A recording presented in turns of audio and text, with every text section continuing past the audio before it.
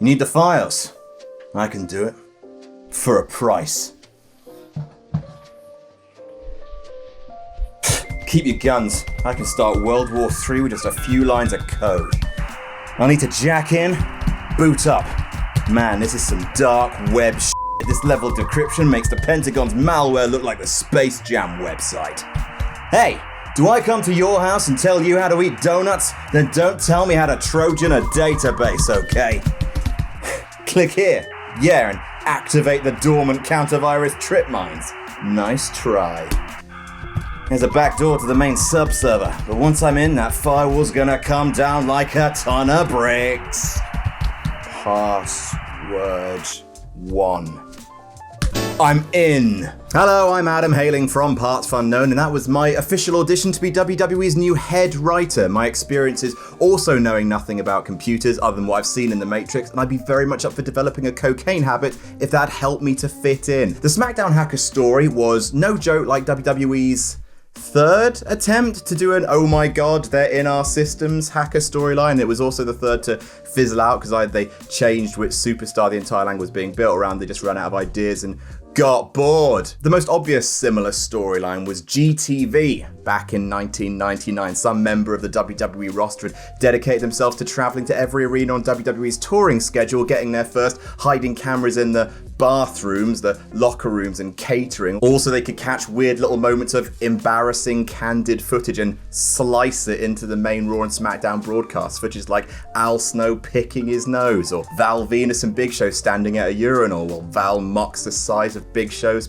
peen. Great content. The angle was originally designed to be a vehicle for Goldust, but he was released in June 99, so instead they were going to reveal it to be Tom Green, the shock comedian and whitest, straightest guy to have ever appeared on Drag Race. But that was binned off after Vince watched some of Tom Green's stuff and said he didn't think it was funny. Genuinely surprised that Vince seeing Tom Green humping a dead moose wasn't him finally finding his soulmate, accidentally in love, playing as they run to each other across a meadow of dicks. So GTV was dropped randomly without fanfare, was never mentioned again. Then there was Solomon Crow in NXT, aka Sami Callihan, who was a hacker in 2015 who made color bars on the screen appear and dicked around with the arena lights using a tablet, which is at least more technically savvy than the Smackdown hackers' tech setup. Crow used to say stuff like, "We now return to your regularly scheduled programming." Turns out the scheduled programming he was talking about was NXT without Solomon Crow in it, because he was barely on TV and got released a few months later. So, keeping in mind that WWE has no idea how to handle a hacker gimmick, let's talk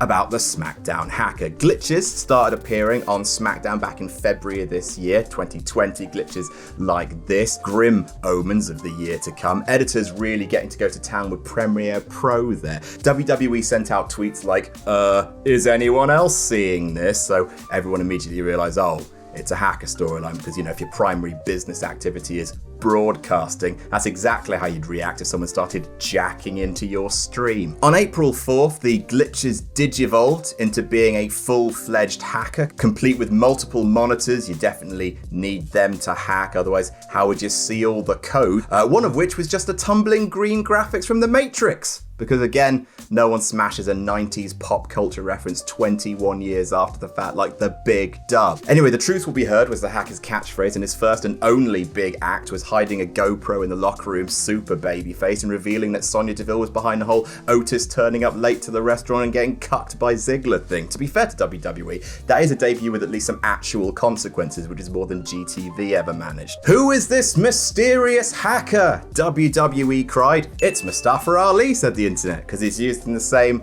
circle logo Mustafa Ali had on his glove, and WWE were like, who could it be? And the fans were like, it's Mustafa Ali. Look, here he is on pay-per-view with the circle thing. Look, literally there it is. Here's another picture. We may never know, says WWE. Maybe it's Iron Man. After Mania, the hacker kept popping up occasionally, threatening to expose tag teams who don't like each other, because that's one thing WWE need more of, is tag team breakups. Good job. Random videos about anger, stuff like payback is coming, I am everywhere, said the hacker, but mostly I'm just gonna be showing like actual official footage from Smackdown. So like the extent of the hacking is torrenting past episodes of Smackdown and like just doing a bit of premiere on them and then just playing them back. He's not a hacker, he's just a regular Smackdown viewer.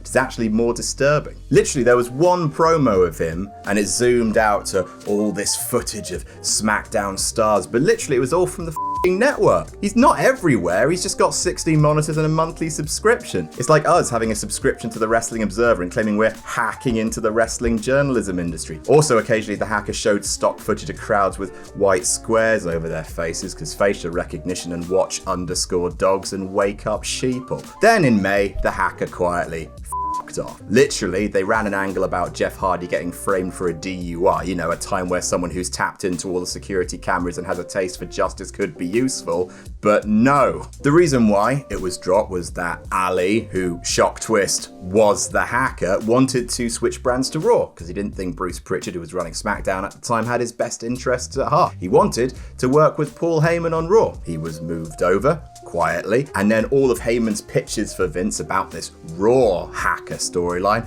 they were all rejected by the big man, so nothing happens with Ali for a bit, and then Retribution happens, taking the very kind of vague ethos of WWE will be brought to justice and giving it an Antifa by way of Party City vibe rather than hacking, and it is a great success. Then, last month, randomly, literally one line in a promo, Ali reveals, oh yeah, you guys remember the SmackDown hacker? That was me. Cool. Let me have a go. Now, this isn't a rebooking of Retribution, just going to let that corpse stop thrashing before we head in there with autopsy gloves and wader's boots, but as much as it was a sort of 90s era whodunit, a pop cultural throwback and a load of old shit, a mysterious person hacking into one of the most speculated about locker rooms and most draconian behind the scenes management teams in entertainment could have been, at the very least, a bit of fun. First of all, doesn't make sense that WWE would not freak the out about someone hijacking their show. Like, their programming is the thing that they do. The idea that someone dicks with their broadcast and the only people who react are WWE's Twitter account with the wide eyes looking sideways emoji.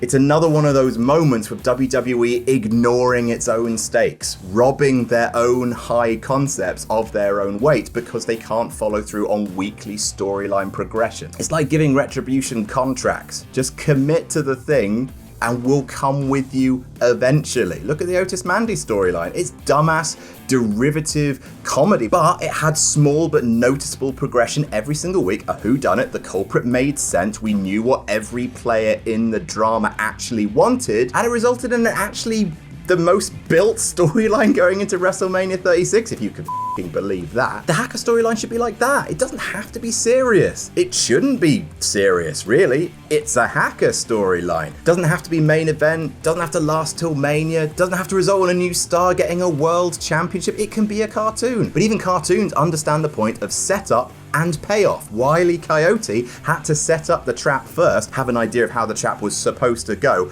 activate the trap, and then it backfires. If WWE did Looney Tunes, Wile E. Coyote would just set up his trap, the next week it would show him setting up the same trap, and then we wouldn't see anything for a few weeks. Then Wile E. Coyote would come out and cut a promo about all these traps he's set up, and then he'd be quietly released to bump a stock price. So the first thing to figure out, which WWE almost never do before they start a whodunit angle, is who done it. Then, how are WWE going to react to it? Also, what does the hacker want? Because that's the root of all storylines. That's why Retribution doesn't work. What they want is really unclear and at odds with their actions. So why does the hacker want the truth to be known? So we start in January at the Royal Rumble. Chad Gable, currently known as Shorty G, because the universe is a vast, unfeeling expanse and compassion is just something humans invented by mistake. He's fresh off some aimless tagging with Mustafa Ali when Sheamus returns and beats the dog piss out of Shorty G because he's short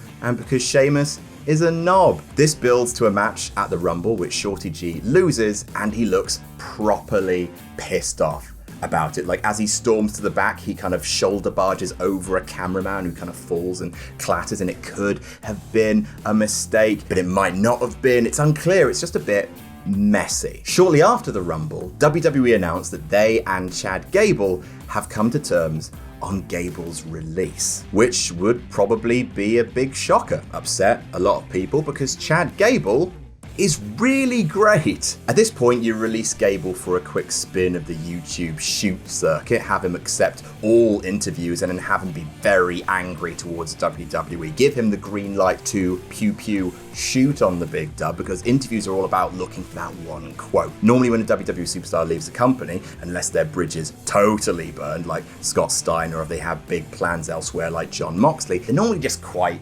nice about WWE, because you never want to say never.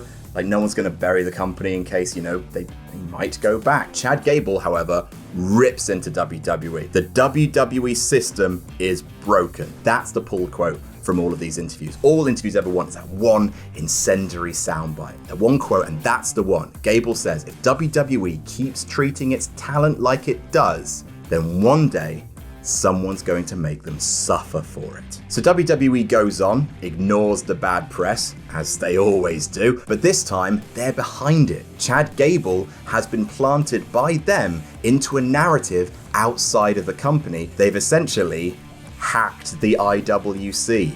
Aren't I pleased with myself? So in February, the glitches start, and the message that comes through that can just about be seen through all the grain and distortion is the phrase, "You were warned." In late February, after the Saudi show, Mustafa Ali makes his return to WWE television. He talks about his time away from our screens. In a backstage interview, someone asks, were you injured, Ali? He says, no. Oh, okay. Were you taking time off to see family? No. Oh, why were you away? Did they tell you I was away? Because I was here. You just didn't see me, because they didn't see anything in me. Sheamus squares up to him. Welcome back, fella. I'm not doing the voice. See, I've made a bit of a habit recently of taking short-tempered guys and sending them home where they belong. And I'd be happy to do the same to you. Main event of Smackdown, Ali's first match back in months versus Sheamus, who's probably got quite a bit of heat after the Chad Gable thing. The match goes on with Ali fighting his face when the screens glitch again and the feed at home stop.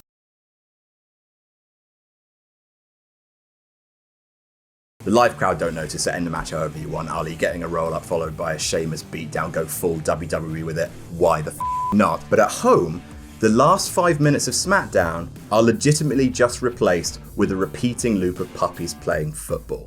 Like, the show does not come back, and then it just ends. WWE issue a press release apologizing to Fox and to the fans for the outage, claiming that their feed was compromised by an outside source. The police have been contacted and they trust the relevant authorities to make sure this never happens again, because that's what WWE would do if their stream was actually hacked. The next episode of Smackdown proceeds as usual for a while. Then, during another match, the screen crackles again and cuts to security camera footage of the WWE production truck. The date of the footage is last week's Smackdown. There are puppies on all the screens and people are freaking out. The footage shows Vince McMahon storming into the production truck, screaming for a technician to get Smackdown back on the air. Technician says, "We can't do it," and Vince slaps the guy out of his chair. The screen then flashes up the message, "The company that knows how to treat its employees." WWE release another statement that Vince has privately apologized to the WWE employee in question, and that Vince has given him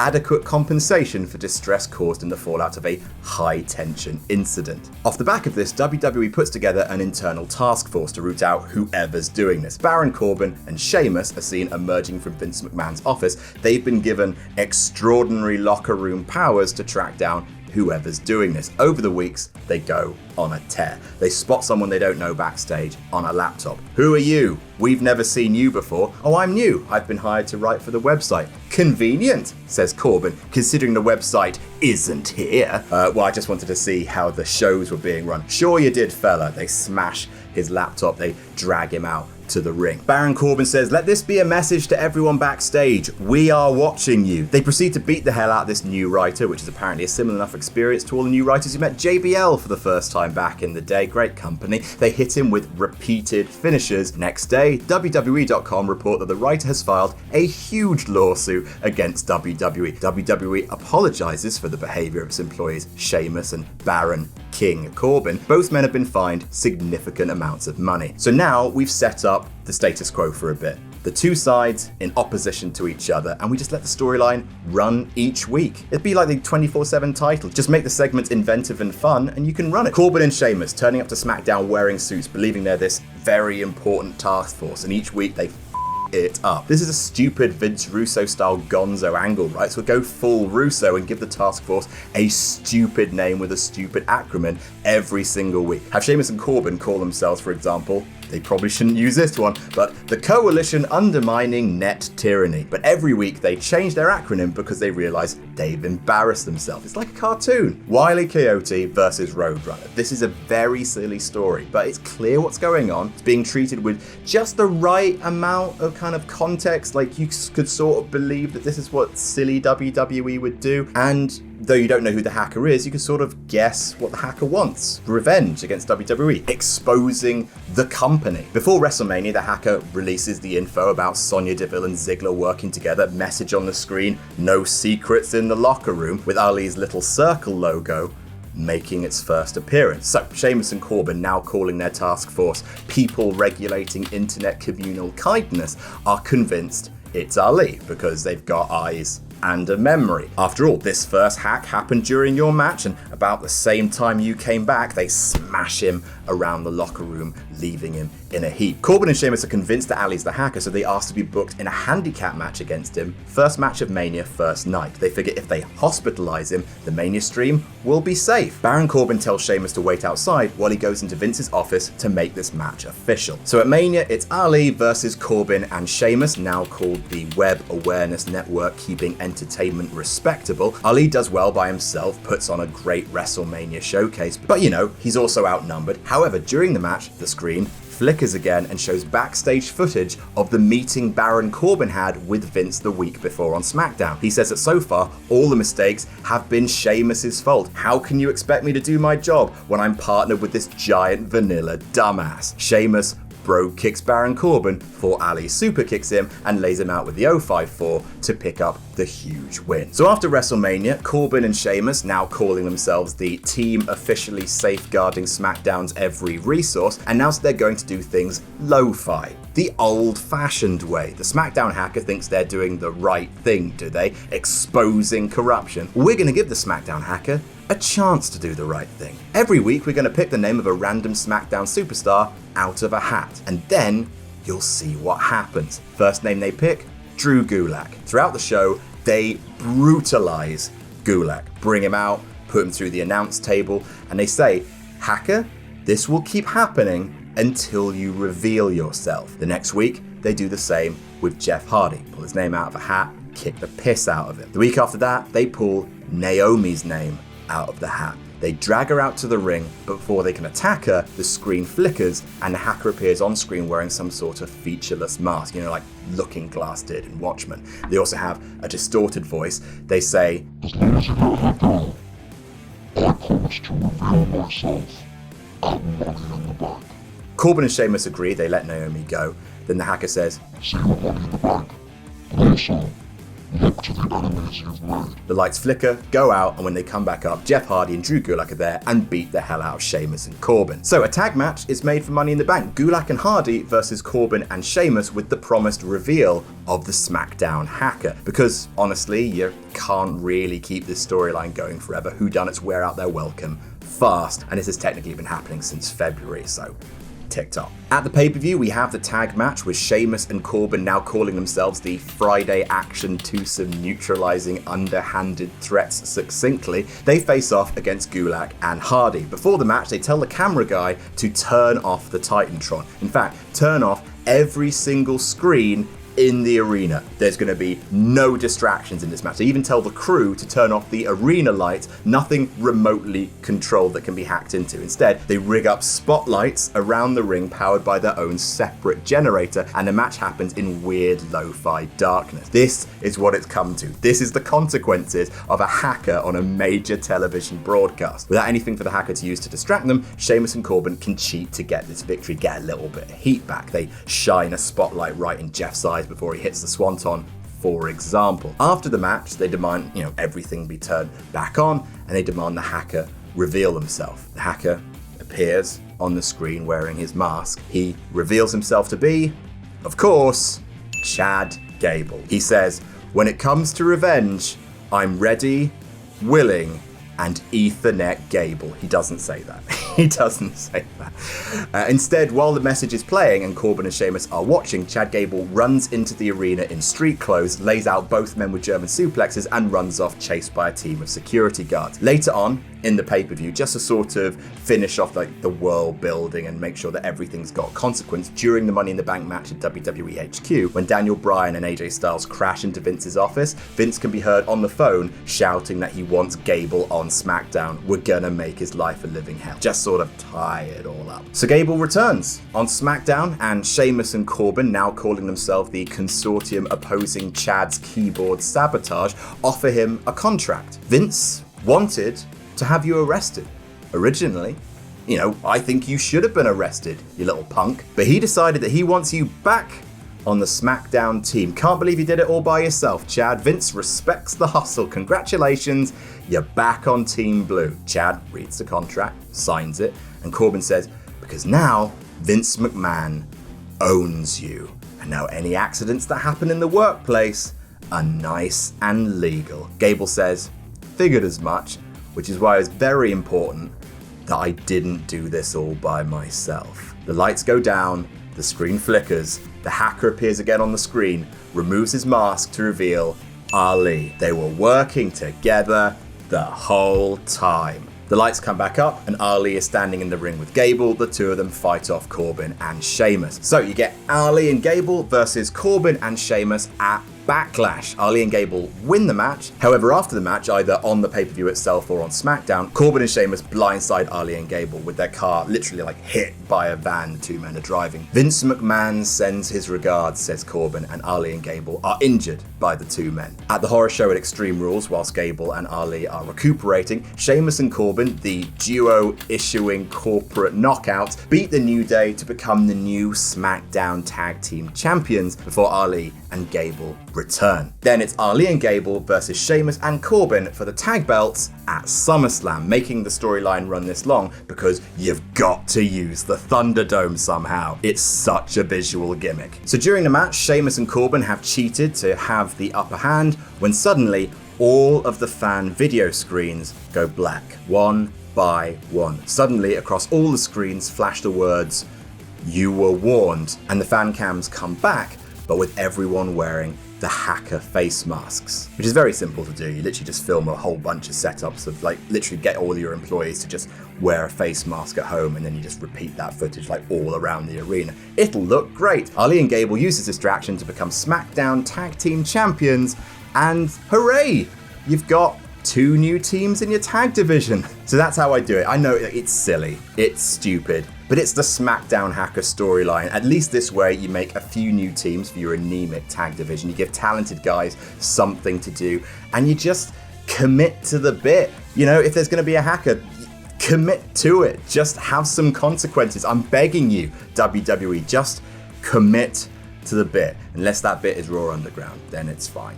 And that's how I would book the SmackDown hacker. What would you like me to book next? If you'd like to be officially a part of the vote for my next booking video, then head on over to patreon.com/partsFUNknown, where you can make your voice heard, and make sure you subscribe to partsFUNknown for more excellent series.